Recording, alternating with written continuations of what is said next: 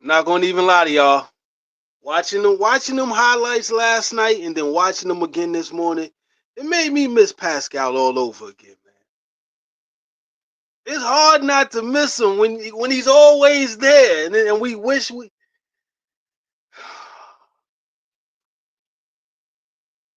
Yep, it was an easy night for him. Like I miss him. I ain't gonna even lie to y'all. I miss Pascal. You know what I mean? He's gonna have a signature game in this series. Just like I told you, Fred was gonna have a signature game in Game 6. I knew Fred was gonna have. I know when our players are gonna have signature games. I know when Pascal's gonna have a signature game.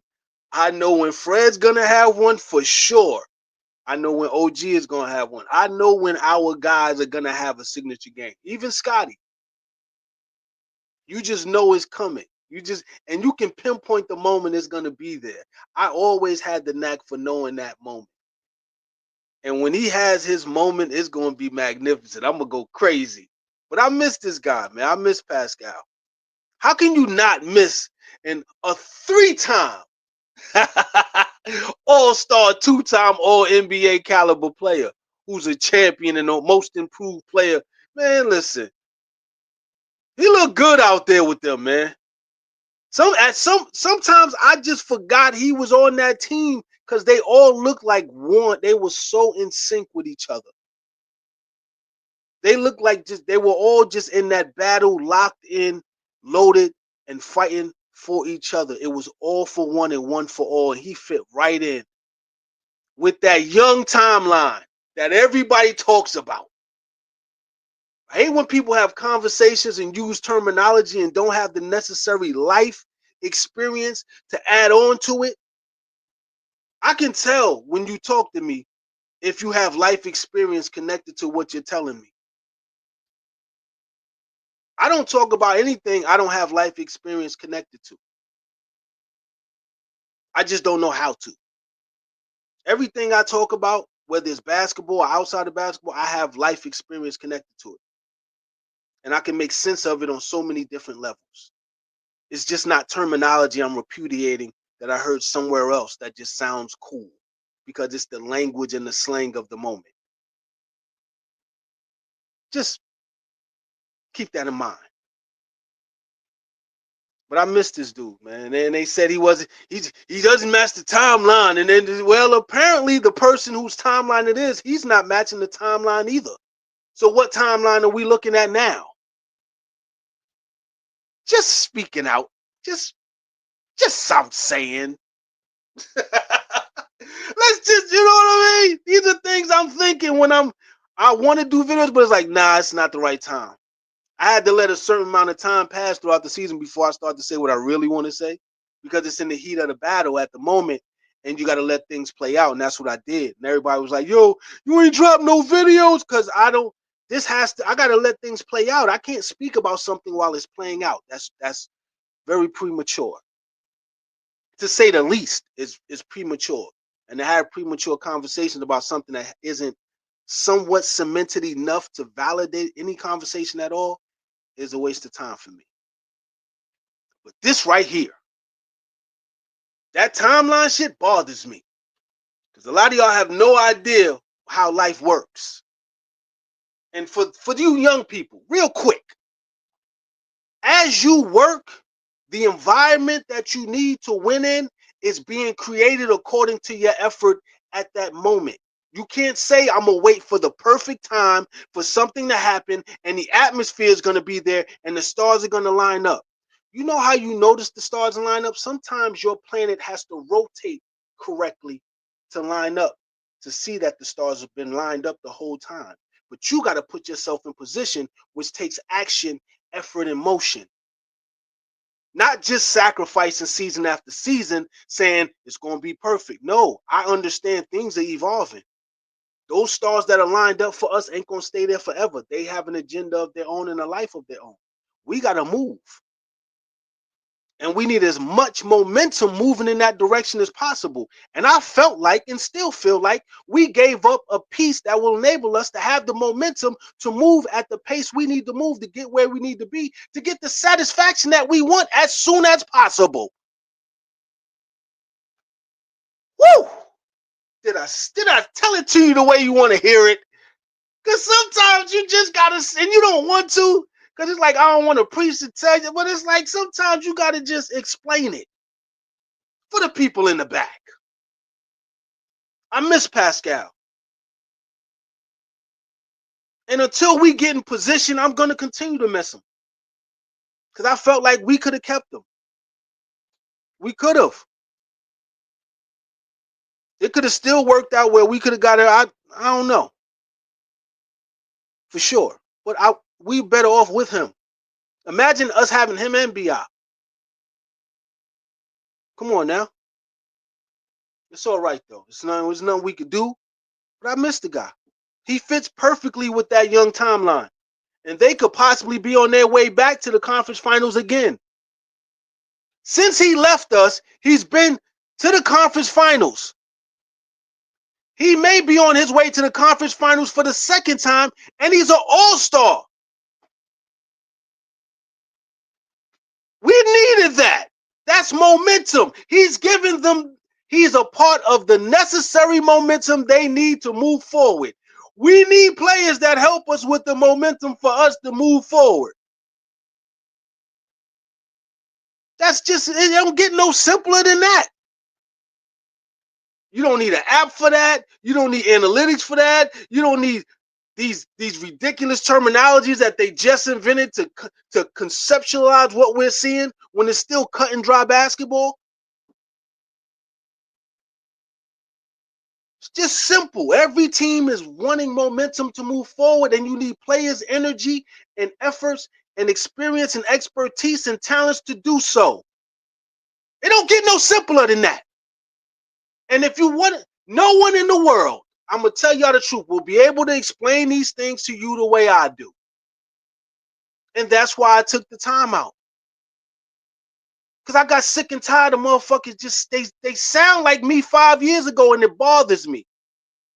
Because it's corny. Yeah, it's like, this nigga wearing the same sneakers I used to wear. That's why I don't wear Jordans.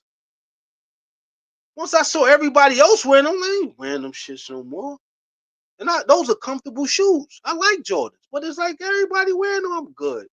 I'm good, man. Do something else.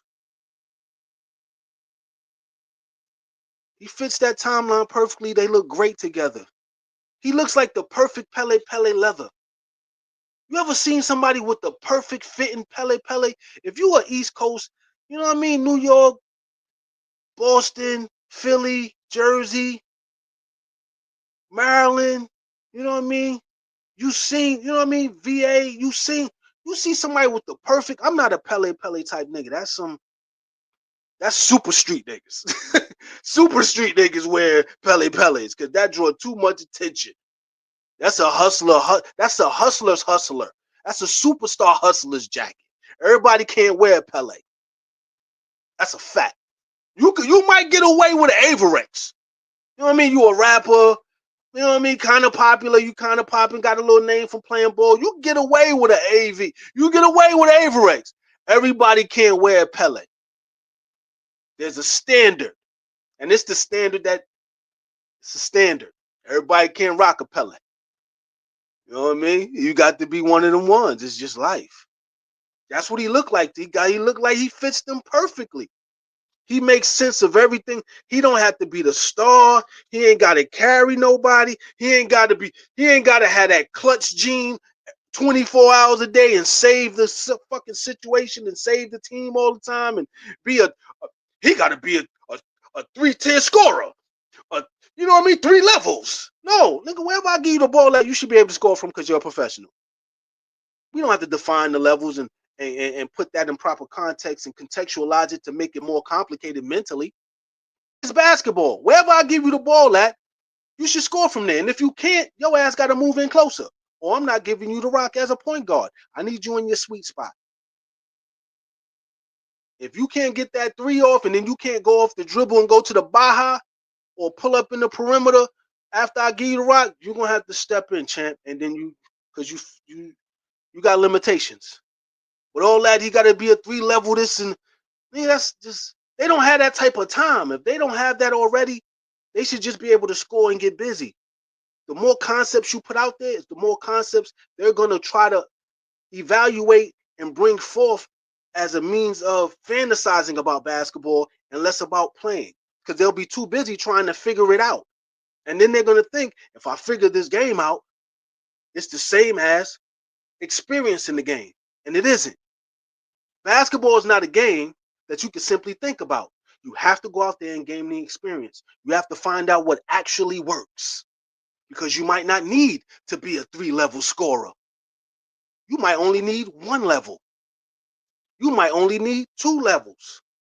What's the sense of using all 3 if you don't need them? Right now, in the NBA, you only have to be a 2-level scorer. Don't let them lie to you. Let everybody shoot from 3. Go right ahead. As a prudent individual, somewhat sagacious, somewhat smart,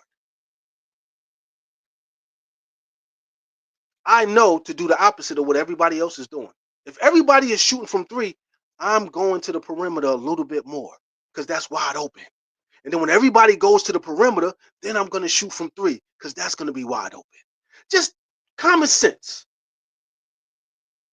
They're making it they're bringing forth details that the subconscious is going to attach to, and they're going to be worried about every little thing except for what they're supposed to be experiencing and the habits they're supposed to be developing in this small window of life that they have. It's just the truth. And I wish we would have kept Pascal. We need that work ethic. We need a veteran to show these kids how to work properly. You know, Scotty ain't want to listen to Thaddeus. Mind you, Thaddeus was getting buckets without no plays. Thaddeus was averaging double figures on certain teams, and they ain't even run no plays for him. That's some shit Scotty could have used. Yo, how you here? I'd have been asking you, how the fuck you still here? How you still here? They don't call no plays for you. How you still get double figures and 15 and 9? And how was that? If I'm not mistaken, wasn't Thaddeus younger all-star or some shit like that at one point? And they never ran no plays for him. I completely forgot that. They don't run plays. They never ran plays for Thaddeus Young. He had to figure it out. That's something Scotty could have used. That's something other players could have used as well. But he was put in a position where he had to produce, and he wasn't able to because he was older. You know what I mean? He just passed his prime. It's cool. Some players, when they pass their prime, it's like that. Everybody ain't LeBron. But I wish we would have kept Pascal, so guys get to see how you're supposed to execute, how the work, the skills you're supposed to develop. Just have some type of blueprint that they can look from and pick from. You know what I mean? Instead of learning from young people while they're still learning. Because now we got young people who are still learning from young people who are still learning. So who's teaching? And that means we may have to keep Chris Boucher. And I like Chris, just to be the gatekeeper for the culture. But we're gonna talk about that another time. But I like Chris as the gatekeeper of the culture. You know what I mean? And we'll talk about that later. But I miss this dude, man. I miss him. That motivation, and he just a professional. And he's achieved everything they want to achieve. What better person to ask than someone who started from the bottom and now they're here? Listen, that's a wealth. We let a wealth of, just like with fucking with our point guard. I forgot his name. That's my man. I forgot his name because I was thinking about something else in the meantime. But Fred, I was just thinking about something while. But Fred, like, that's a wealth of knowledge. It ain't all on. Love Jones is a great coach, but Fred has some information that he passes on, and it works out. Can't let go of that, so to speak. Like, I mean, it makes you just miss the guys you let go. And everybody was in the playoffs and they were doing well. At one point, we had like 6, 7 dudes in the playoffs getting busy, active, stepping on shit, having a good old time. Even G Money. They ain't count though. he still went home, but he did his thing. Just wish we would have kept Pascal, man. I miss him. You know what I mean? Shout out to P, Pascal Pip. I'm gonna be watching. You know what I mean? I want to see them get to the final. They get to the final. That's gonna be crazy. He gets to the finals with us. Woo! I'm gonna say some shit. Woo! That man, listen. OG make it to the finals. If we see both of them in the conference finals, all the shit everybody was talking about and all the grief I was getting, I remember one Spaces. I was telling people what OG is capable of doing. And the guy was like, he can't do it, and he can't do it. And as soon as he left us, he started doing all that shit.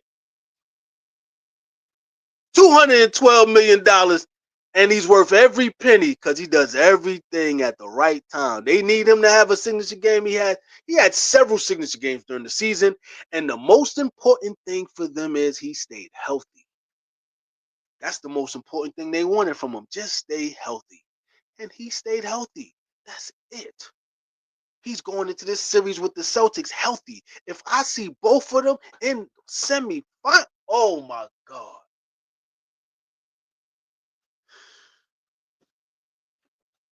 Man, listen. But shout out to the Pacers and Pascal, man. I'm going to keep watching. I miss that dude, B. Tell me what you think in the comment section. I'm out of here. Peace.